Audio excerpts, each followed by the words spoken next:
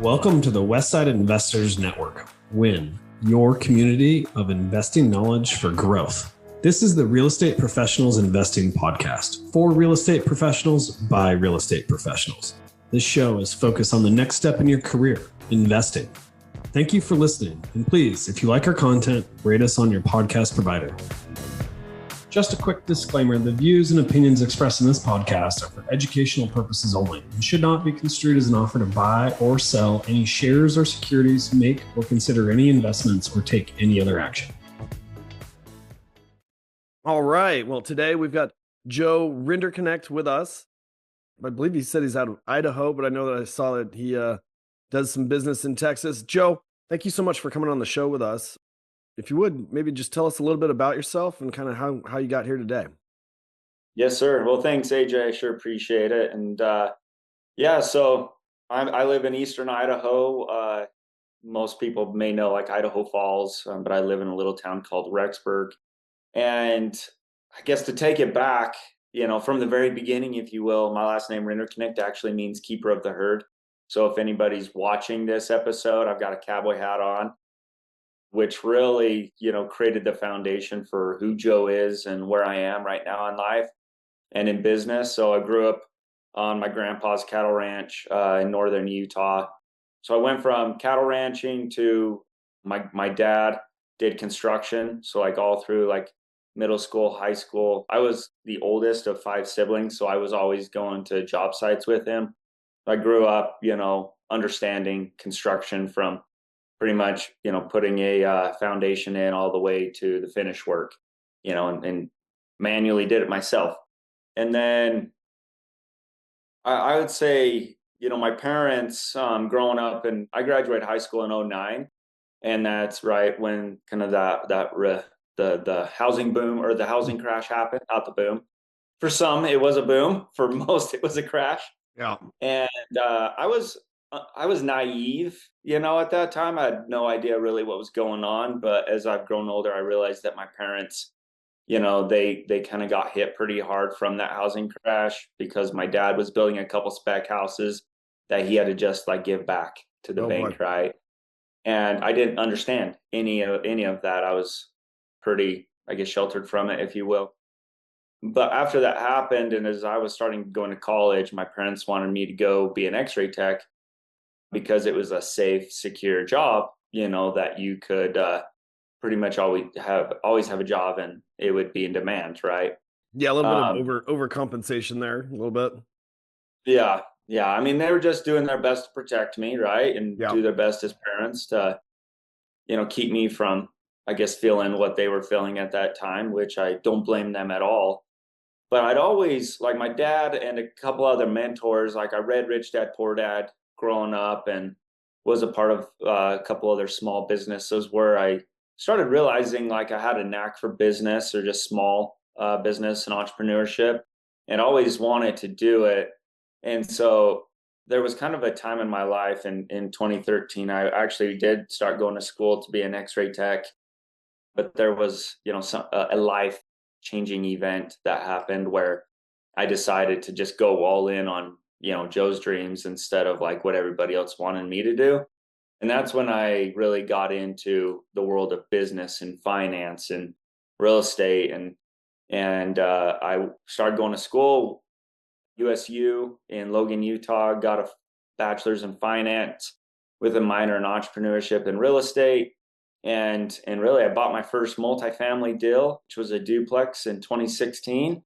And we house hacked that and, bought a fourplex in 17. And, I've pretty much been doing multifamily for about a decade now.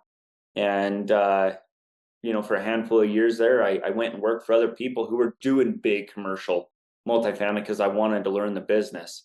Right. So I have a pretty good background in multifamily and in property management.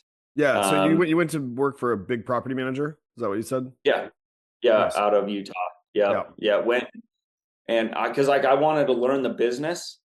And so I got a job working at an 80-unit LIHTC property. For any of you that don't know, it's low income housing, Section 42. I didn't know that there was like drugs, crime, cockroaches in Logan, Utah until I went to that property. It opened my eyes to what was really happening out there. And I had zero prior background in property management. I just knew I wanted to do it. And the owner saw kind of my drive and interest in learning. And so he gave me the job. And the deal was like literally on fire operationally, right? Property manager hadn't been there for 2 weeks, super low vacancy or occupancy, really high delinquency. There was a lot of crime there, as I mentioned. And if anybody's dealt in Section 42, if there's some property managers listening, like you have to recertify tenants every year, and any new tenants, you have to certify them. And that's a lot of paperwork, right? You can't just do that on the computer. So I cut my teeth in property management and commercial really in 2018, 19 doing that job. And we got the property restabilized in a matter of 8 months and got rid of a lot of crime. And the story I like to tell is that we partnered with the local strike force, which is kind of a secret branch of the police. Oh, okay. And yeah. How'd you find out about them? I think my regional had dealt with them before. Okay. In really any county or city, most police forces will have a strike force that will go and do drug raids and whatnot. And so like we ended up doing a sting operation on my maintenance guy because he was dealing meth and doing meth in the maintenance room. Oh boy. Right. And I built such a good agreement with these guys that, like when you're in property management or even when you're buying properties, apartments, like you have to train your tenants to how you want them to, act with like, how quickly you want them to pay rent and all that fun stuff and what they are and are not allowed to do. And so there's a lot of drugs, right? And so these guys would take their drug sniffing dogs and they would like walk my property at all hours of the day and all hours of the night just to taunt the tenants and let them know that we were not putting up with, drugs. Yeah, it's like setting that expectation early, right? Of like, this is what it's going to be like. We're not going to tolerate it. And, probably sending a bunch of notices too, I'm assuming. Oh, yeah. There was a lot of direct work with the tenants and getting rid of a lot of very unhappy people. You usually, when you're trying to clean up a property like that, you usually see a pretty good dip in occupancy to get rid of all the crap. But it's usually better for the community and creating a safe, stable community for all the tenants. But yeah, I did that for a little bit. And I was just gonna say I've definitely heard of some other guys paying cops off duty to like come sit at the entrance of the apartment complex. During their off hours or even like I think I heard that one place like let the sheriff's office or whatnot, they needed an extra office, so they'd like gave them a room as an extra office at the place too. I know at one of our properties in Texas, we have a few police officers that live there, and we made sure to put them right next to kind of the main road because right next to the front where everybody sees it. Yep. Yeah. Yeah. Gotta love the men in blue, men and women. They're very helpful. So, but yeah, I mean, from there, I went and worked for a handful of operators around the country for a couple of years, just learning A to Z in the life cycle of a deal from acquisition to disposition. And, right now, my partner and we've bought 4 properties in the last 18 months, totaling a little over 400 units and 40 million in value. And it's been a really, really fun ride. Like it's crazy because there's a lot of people that have not been transacting in the last 12 to 24 months. And it's been our best years in the business. Yeah, that's great.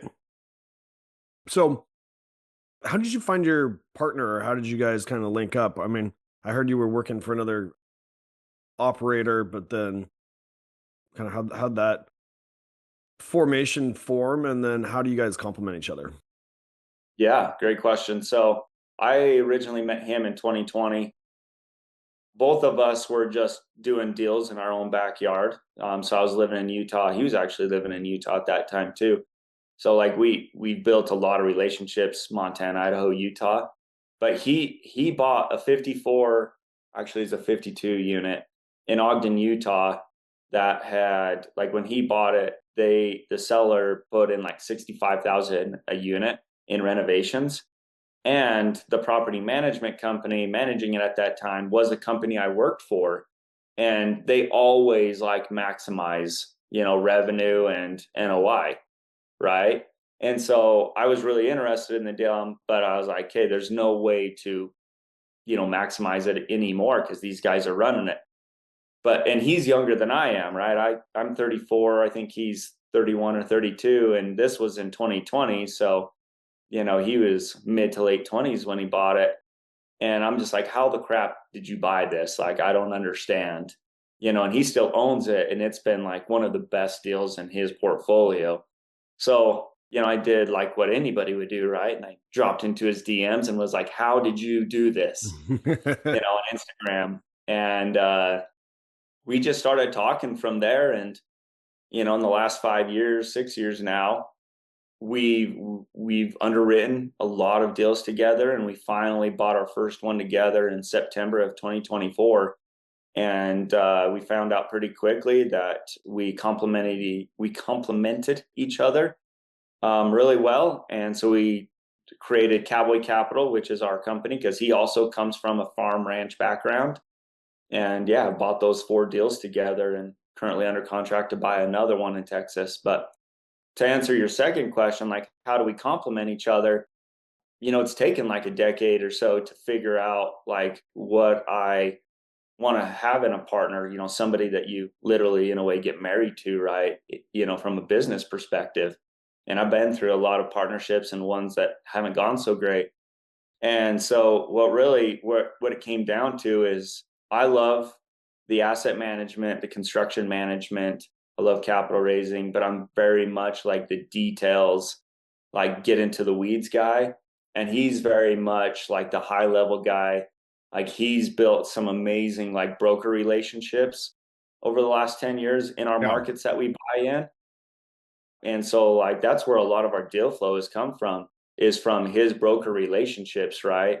And he's really good at the lending, insurance.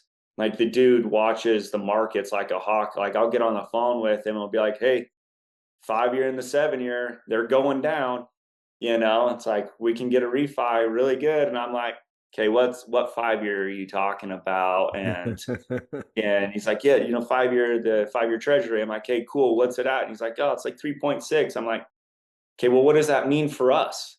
Like he's just so dialed into, debt and rates and the markets that we're in, which I really appreciate about him because, I don't want to deal with that stuff. I just want to really focus on operations of our existing portfolio, doing new deals. And, that's how we really complement each other. And I think the benefit that we both have to each other too is that in a way we can both do each other's job if we needed to.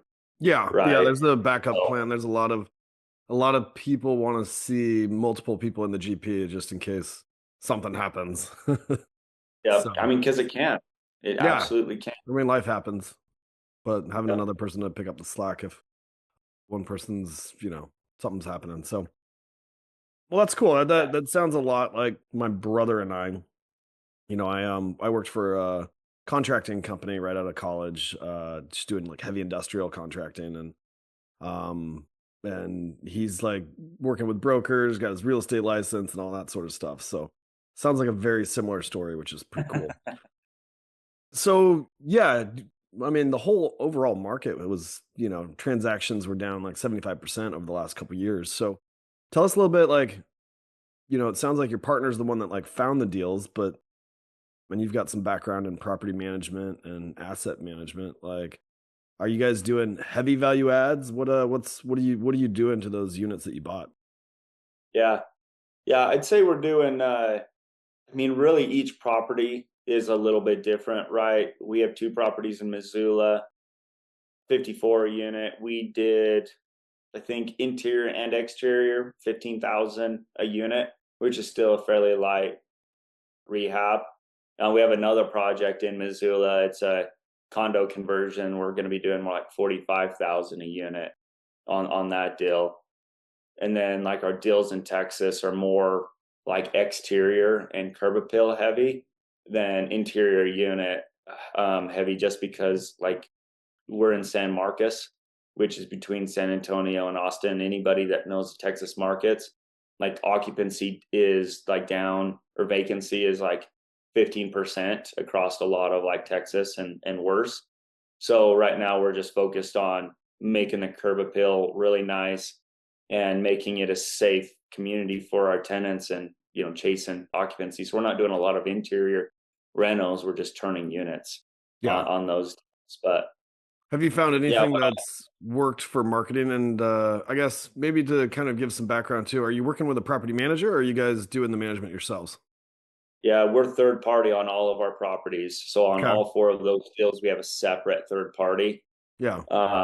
And the other thing that's kind of tough too is just like they all have different property management software, right? So we using Yardi and Appfolio and Resman, and so that is kind of the tough thing when you're still a little bit smaller. You got to deal with these third parties and then the different reports. Our ultimate goal is to become vertically integrated.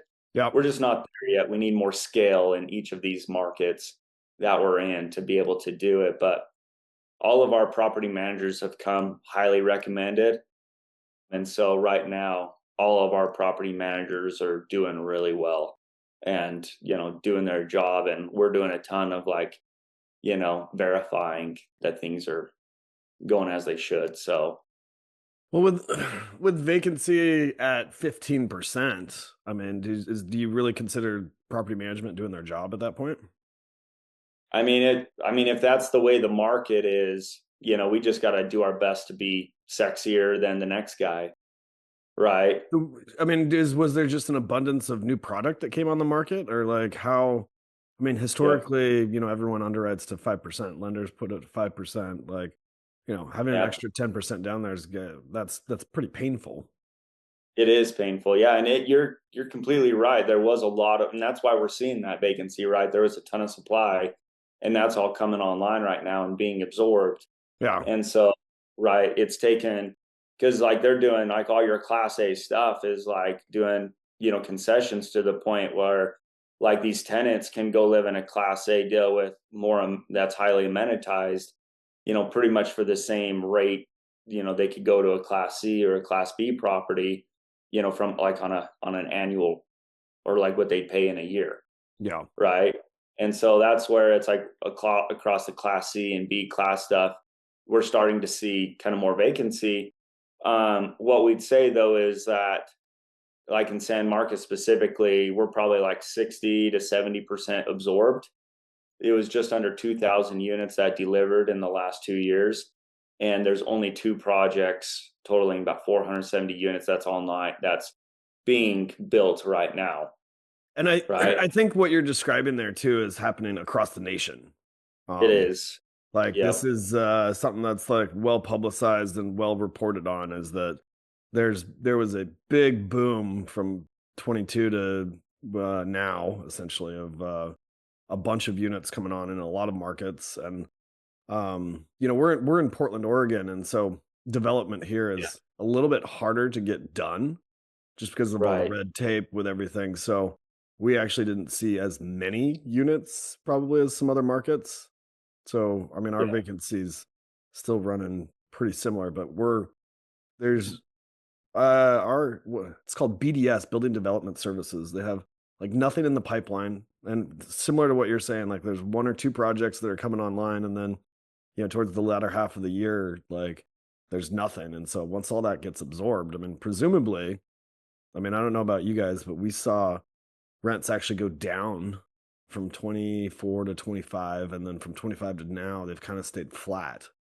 But which, I mean, it hurts the pro forma, but there's the opportunity when hopefully all this new product gets absorbed that stuff's going to shoot up. Is that kind of like your guys' sentiment?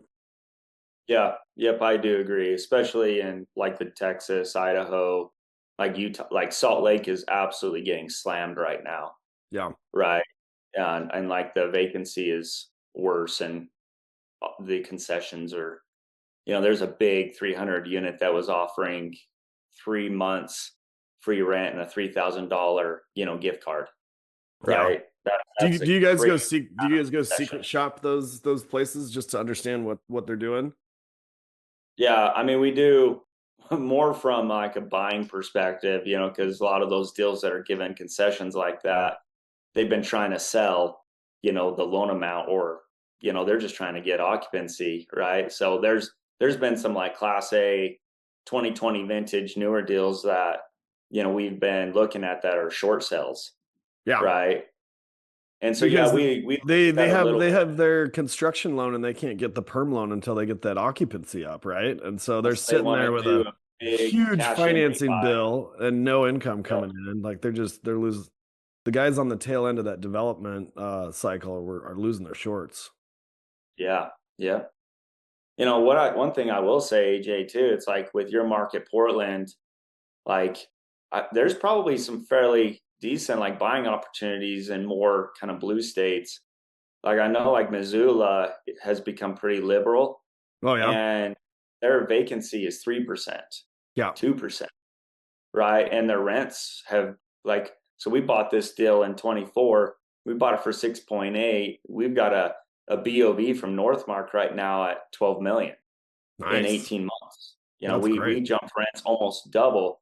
But the benefit that we have is because it's liberal, the amount of supply is extremely low. Like they don't let people build. It takes like 18 to 20 months to Yep. even get anything through the city. Yep. Right. And so that's why we're like, man, if we could buy even more, even at a higher price per unit, it's like we know there's no new supply and tenants are capped at, what they're offered, what Yeah, they're, and if there's nothing in the planning, position and there's nothing coming online, like you've got a 2-year runway of before yeah, something even like gets up out of the ground. yeah. Yeah. So So if you could go in and buy some good deals in some of those blue states, like, yeah, you got to deal with the landlord tenant laws, but yeah. you're not dealing with the vacancy and delinquency like we are in Texas, most likely.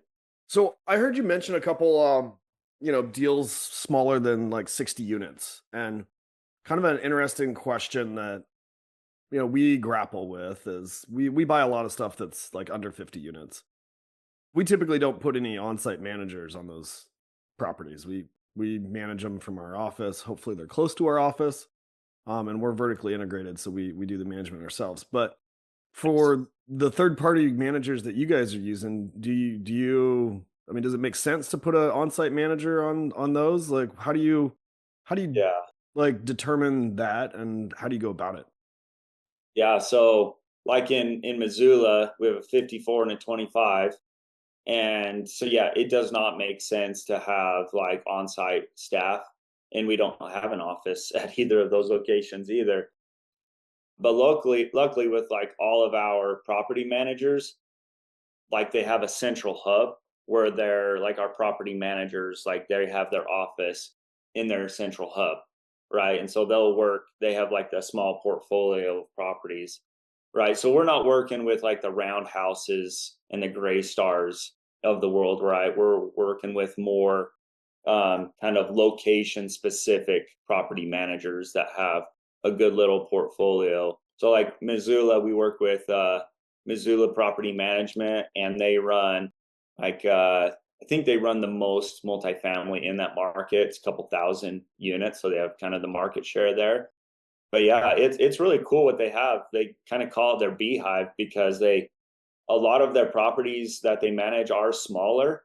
And so all of the regionals and property managers work out of the office, and they even have a big like maintenance shop, right, where all their maintenance guys work out of. And so they just drive to the properties as needed. Yeah. And so that's what's really been working for us. And because it doesn't start making sense to like bring payroll onto a property at like 1,000 to 1,200 a unit a year until like you're 80, 100 plus units, Yeah. right? And so that's where it's like, it makes more sense not to go with like, cause a roundhouse, if we like a roundhouse or like the Gray Star, they'd be 3 or 4% plus 1,200 plus per unit per year. And I mean, that kills your NOI. So all these other companies we're working with right now are just a flat rate, 7%, 8% rate, right? They're still kind of residential with a touch of, commercial in there. And now here's a word from our sponsor. Get things done while you're on the move. Learn more about working with a virtual assistant through Offsite Professionals. It's a great way to get all the things done that you need to get done. Have freedom in your time and streamline your life by automating your business. Stop spending time on the tasks that you can delegate and start spending more time on your superpower. Call us today at 503-446-3177 or visit our website at offsiteprofessionals.com. Uptown Syndication is now offering a syndication coaching program for you to take your real estate portfolio to the next level. This is your opportunity to have experienced syndicators, AJ and Chris Shepard, coach you on your way to controlling your real estate investing future. Our coaching program will provide you with the tools and framework needed to begin syndicating real estate in your target market. Go to uptownsyndication.com today to learn more. Hey, let me ask you, what if tax season was actually exciting? I know, it sounds crazy, but not when you've got the right playbook. At MyMoneyWorksForMe.com, we put together the Pro Tax Strategies playbook that real estate professionals use that you may not know about. You'll learn how to crush taxes with depreciation and rep status, how to stack smart write-offs from the Augusta rule to vehicles, and the ultimate wealth hack, 1031 exchanges and vacation rentals. It's free, it's powerful, and it's waiting for you at MyMoneyWorksForMe.com, because your money should work as hard as you do.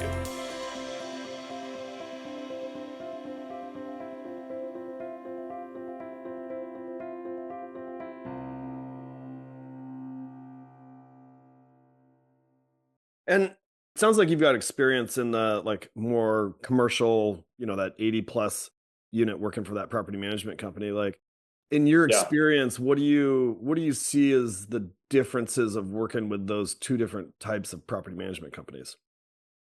Yeah, I mean, I think when you go more commercial guys where it's like I was an on-site guy, right? At 80 units, I think you have a more intimate, I guess, relationship with the tenants and understand their situations and that can be good and bad. Yeah, right? For sure. Because if it dies too much, then you're not going to be given that rent increase like you should. And, Sally's kind of in a financial burden and you're not going to, but the other thing too is like, it gives you, like for me, the benefit was I see what's happening at the property every single day and I can control what's going on. I can go and knock doors every single day, deliver non-sufficient funds or 3-day payer vacates, right?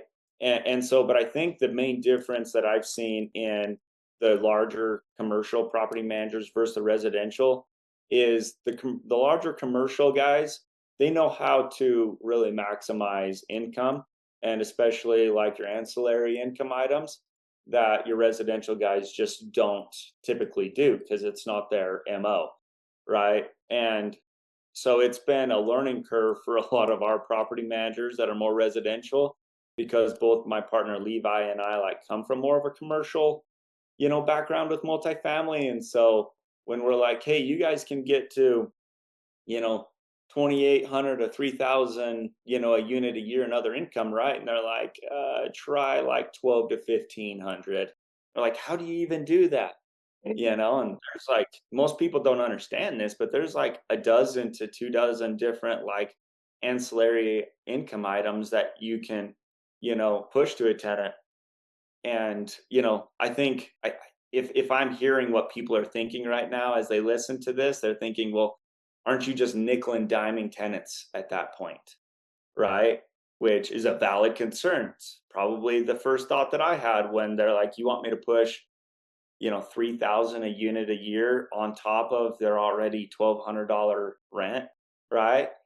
But the way that it was taught to me is if you're not a slumlord, right, that's got to be priority number one. If you care about your community, and you are providing services, like we're not going to charge a fee where we're not providing a service, like if it doesn't make sense.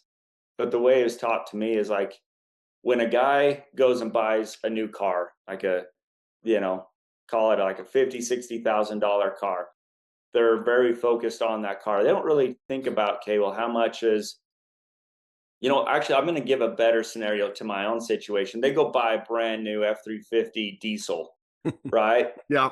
Right. Like that. Like I want to go buy that. It's going to be a $60,000 truck. Right. But am I thinking about the diesel cost? That's $150 every single time you fill up that tank.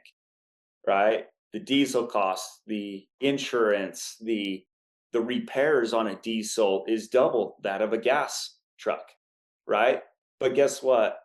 What's the value that truck brings me? I can haul my horses. I can go to rodeos with my kids. I can go hunting. It serves my needs. Right. And so therefore I'm willing to pay the diesel and the repairs. Same thing with an apartment complex. If you can provide, a safe, clean community where tenants can call it home and they enjoy being there, they're going to be okay with a mandatory media package, or, you're rubbing back 100% of utilities, or, some of these other VIP concierge services to just make things more convenient, your valet trash and, parking, right? All of those things. So yeah. I hope that helps like people that were originally had that thought as they listen to this. Yeah. I know that makes a lot of sense. Yeah. Then you've probably got laundry facilities unless laundry's not in there. Yep. Yeah.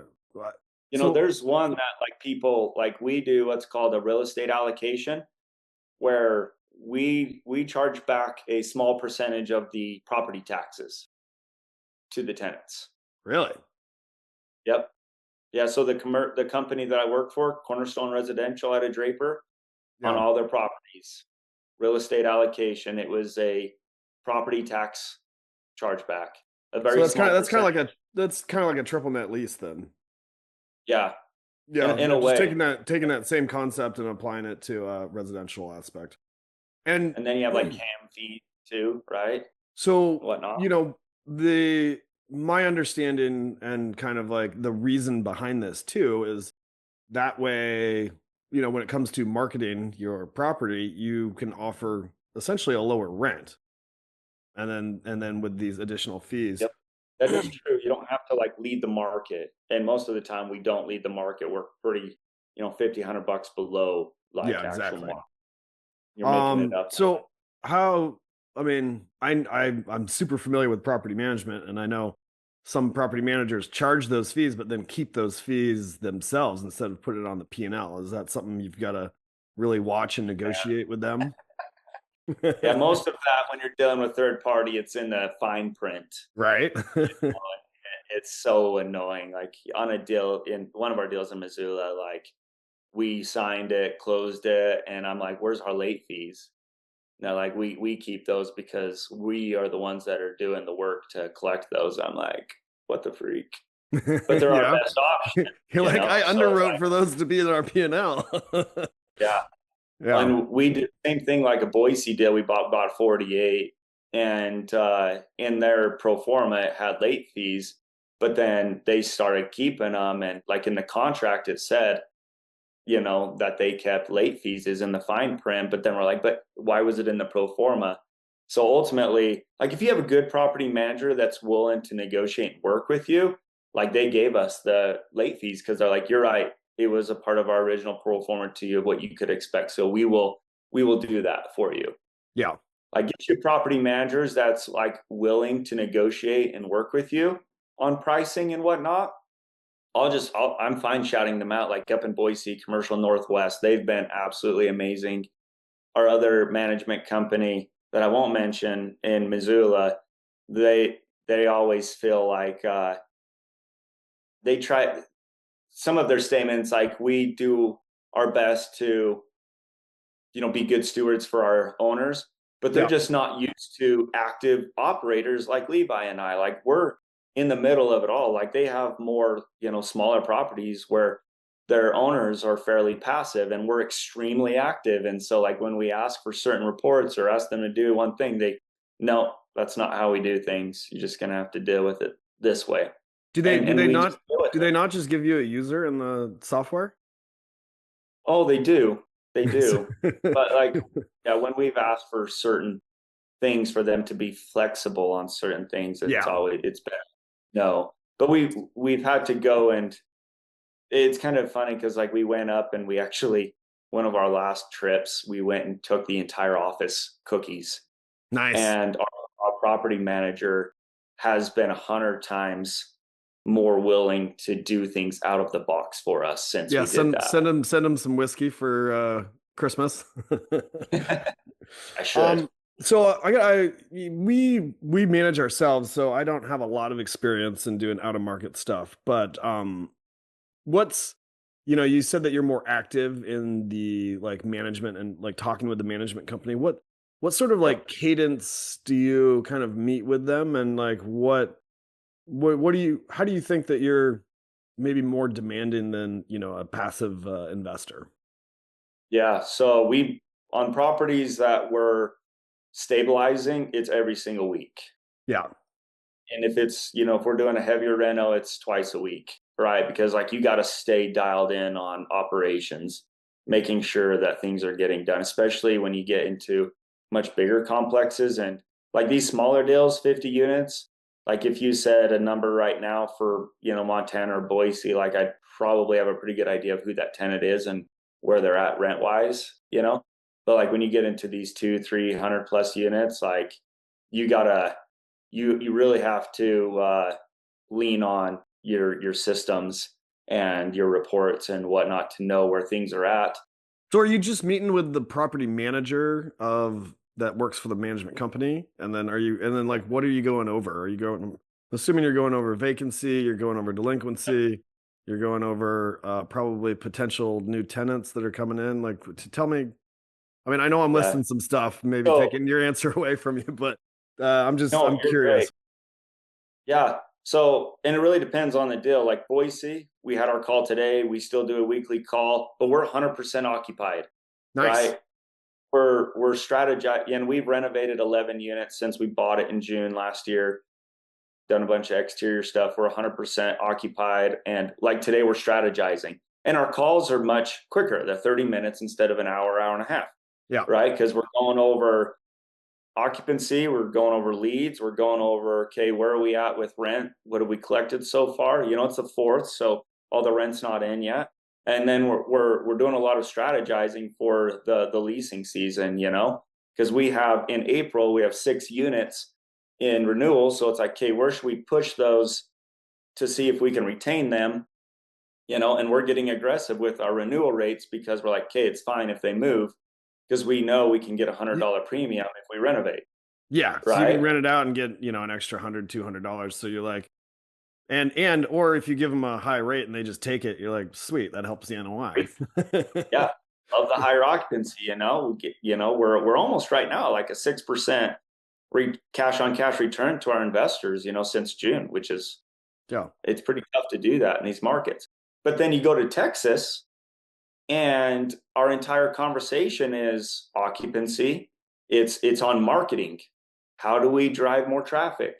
How are our leads? Why is our conversion ratio from tours to applications lower than it should be?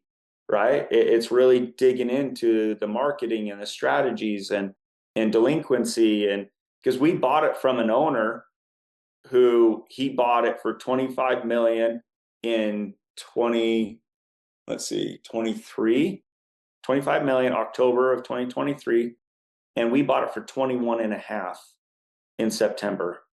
And we had to, and he was just, his ship was sinking because he's going to prison for securities fraud. We won't go into that, but unless you want to. But his ship was sinking, right? Like they were putting people in just to get occupancy and not, like their rent to income was like 40+%, right? It's crazy. And so we've been spending the last 6 months getting out non-payers and getting a lot of, it's been a huge cleanup game, right? It's a higher risk. They were given a space to anyone with a pulse. Yep. Yeah. Yep. So that's a lot of our weekly conversations with them, is just how do we retain who we have that are actually good tenants. So we're doing a lot of like renewal conversations, and how do we bring in new blood, to these. And all of our renovations, we've almost put in $1 million into the exterior renovations since we bought it in September, doing the parking lot, re-siding half the buildings, repainting, we turned two tennis courts into pickleball courts, and a playground and a dog park, right? Increasing the amenities and really just cleaning the place up, right? So kind of like I said before, we're doing that to show tenants that we care about them. And a new strategy, I don't know if you've ever taken on a deal where you kind of get it from a poor previous owner, but we're doing like a debt forgiveness program right now. So it's like any tenants who have like delinquency from prior ownership still that we haven't collected on, as long as they can like bring us like next month's rent and give us a 5-star review, we're going to forgive all of the debt that they brought into from the last seller, from the last owner, and that really gives people breathing room, right? Like we want to also, like in our investing, do what I like to call, concept of impact investing. It's like, how are you impacting everybody around you with how you invest, right? Our tenants are our clients. And so it's like, how can we best serve them? And if you can imagine, like I've been there myself, just like drowning in debt, and it's like, you just feel like you can never catch up. Like if you can do some kind of debt forgiveness for these tenants, and because like, who knows if we'd ever collect on that debt anyway, right? And we get to retain a tenant that's actually likes being there and is referring people and is now on time, 100% worth it. Yeah. And working with the management companies, kind of like back to that, I hear, you get a project and it usually takes about 18 months to get it stabilized. Like during that 18 months that you're really, getting these bad tenants out, or you're doing a bunch of renovations, like, do you do any sort of like incentive programs for the third party manager, or like the specific person that's like you're working with? Yeah, sometimes we will do. It's interesting. Some property managers we worked for before don't haven't allowed us to. We wanted to do it like directly, because they're like, we have our own bonus structure in house, like because they manage a portfolio versus just one property, like on our smaller stuff. But my partner Levi, he's done this a lot more, where if we'll do bonuses at the end of the year for these specific regionals or the property managers, if we can hit like a certain income and occupancy. Like our focus is more on the NOI, right? And so like we usually do like additional bonuses to the managers if we can hit an NOI, a certain NOI. So yeah, we love paying our property managers more money. Especially if they can get, operations where they need to be. So yeah, we love paying out of our own pockets to help other people. Awesome. So, well, we're getting towards the end of our time now, so I'm going to jump to our last 4 questions. You ready to move on, or you got anything else you want to? All right. First one is, what's one piece of advice you would give to your 25-year-old self? Yeah. See, 25, I'm almost 35. I started doing multifamily when I was 25. So, I mean, if I could give myself any advice at 25, it would be, because I've always been, I call myself a man of vision. Like, I feel like that's what's kept me going through all of the hard times, because it's been, 8-9 years of just a lot of, shit thrown at me, to, now 18 months of like, this is the best my business has ever operated, right? What I would tell my 25-year-old self is to, and anybody else, that's young, is to like build that vision and go after it unapologetically, and treat the failures as learnings, not as failures, right? Because if you treat it as a failure, then you're just giving up. But if you treat it as a learning, then you can grow from that and become a better version of yourself. Yeah. Well, and the more mistakes you make when you're younger, the cheaper they are typically. So And you could be more you can take more risk yeah. at a younger age too. So that's the other thing. I wish I'd have taken more risk, Yeah. I think. Cool. I like it. Next question is, what was your first entrepreneurial endeavor? I built picnic tables. So as I mentioned, my dad was a contractor. He worked at Home Depot and was a general contractor, and he found they created these like picnic table plans. And so he and I was probably a freshman in high school, plans, and he and I engineered what I feel to be still the best picnic table to date, because you could put 300-pound men or women on one side of the table and it won't tip over on you. Nice. And it's built out of, cedar or redwood. It's the sturdiest picnic table. Like I built I think like 24 picnic tables for a campground when I was a sophomore in high school, and I graduated in 2009. So that was like 20 years ago. And those picnic tables still stand today. Nice. That's pretty cool. How did you find your clients then? My investors? Well, I mean, no, like the people that were buying the picnic tables. Oh, just a ranch that was local. Just I served a lot of local people Cool. that we knew, from our local community. That sounds like a great experience for sure. Just got out there and started talking to people at a young age. Nice.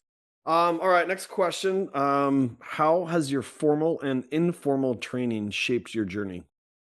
I would say, let's see, formal and informal.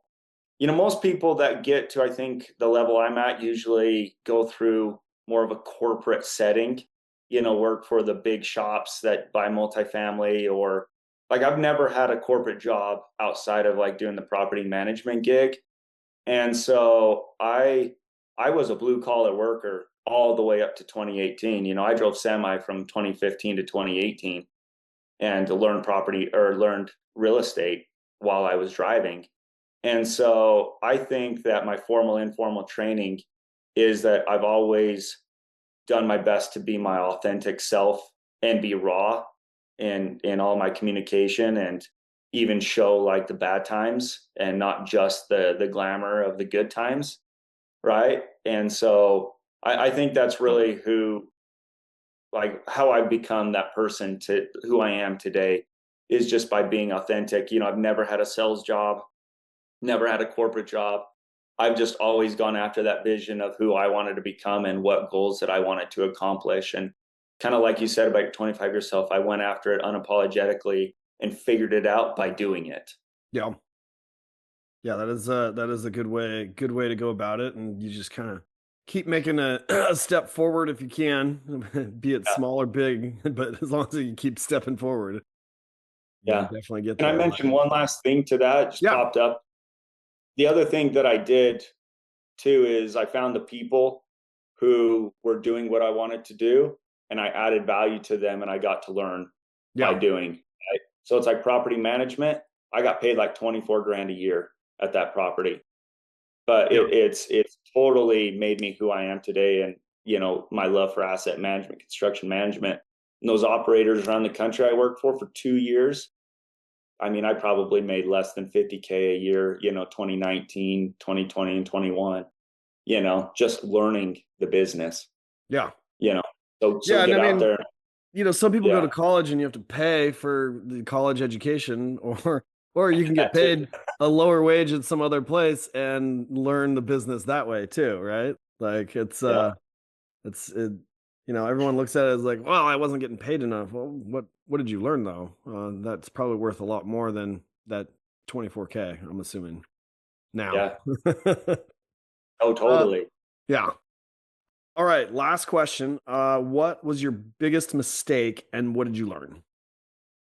Ooh, my biggest mistake.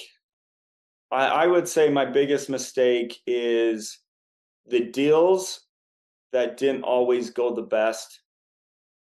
I've never lost money, but I would say it was because there wasn't synergy in the partnership. And what I would have done differently is like better vetted these specific individuals that I was partnering with, even though we were already friends, we already knew each other from a friend perspective, not from a business perspective. I would have vetted them more on a business perspective and made my decision more on a business level than a personal friendship level. Because a person that you do business with is 100% different person than somebody that could be a friend, right? Because you have money on the line and you have responsibilities and you have to hold each other to those responsibilities, right? And if you're worried about hurting each other's feelings, it will ruin, like one or two people in particular. Like, I don't really have a working or friendship relationship with them anymore, right, because of things that happened. Yeah. So I would vet your friends if you're going to partner together, like, and let them do it to you. Have them talk to people you've done business with before. And if it's your first time doing business, I guess, you just got to go learn by doing, right? So that is true. Well, that is good advice. Well, Joe, thank you so much for coming on the show. Great talks about asset management and property management and kind of like what you guys are doing. If our listeners want to get a hold of you or learn more about you, is there a preferred method that you'd like to have them get in contact with you? Yeah, sure. You can hit me up. My email is joe@cowboycapital.us. Also on Instagram, and LinkedIn. Awesome. Well, thank you again for coming on the show. Had a great time. Appreciate it. Yeah. Thank you, AJ. Appreciate it. Thank you for listening to this episode of the Real Estate Professionals Investing Podcast on WIN, your community of investing knowledge for growth. We hope that this episode has increased your knowledge and added value to your path to freedom. If you would, please take a second to rate us so that we can get more great investors to interview. If you or someone that you know wants to be on, please visit westsideinvestors.com and fill out our form to be on the show. Thank you again and enjoy your day.